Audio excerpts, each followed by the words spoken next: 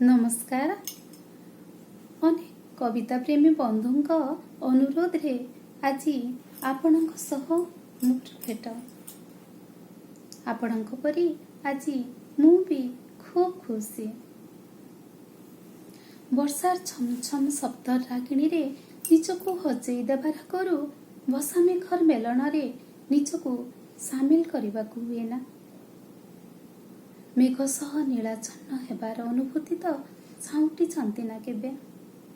ता सह मन को जोड़ी केउ दूर राइज को पठेई देबार अनन्यता को आहुरी अनुभव करबा तेबे।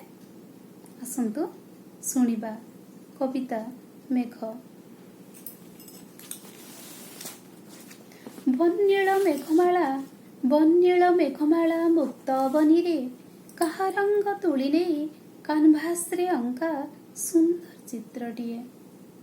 कहार संदेश नहीं আজি चल चंचल से कहार संदेश नहीं चल चंचल से जीव पुणी कहा पाई दूरे बहुत दूरे।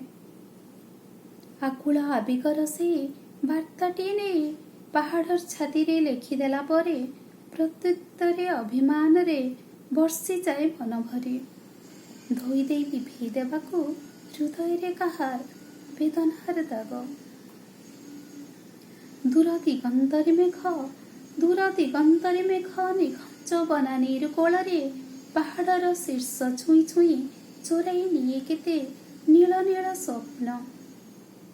केउ नायिकार नील नयन रे भर्ती देई जीव केबे। रंगर इंद्रधनुटिए सृष्टि करी जीव पुणी कहा जीवन रे।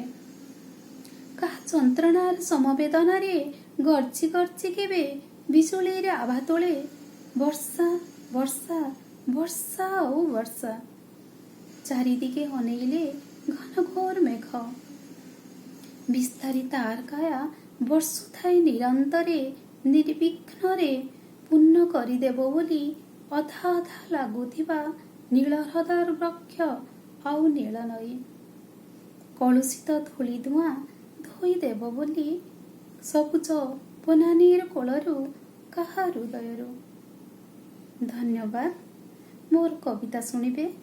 कविताटी भल लागिले लाइक आउ सब्सक्राइब करबाकू भूलिबेनी आउ कमेंट भी करबे निश्चित। धन्यवाद।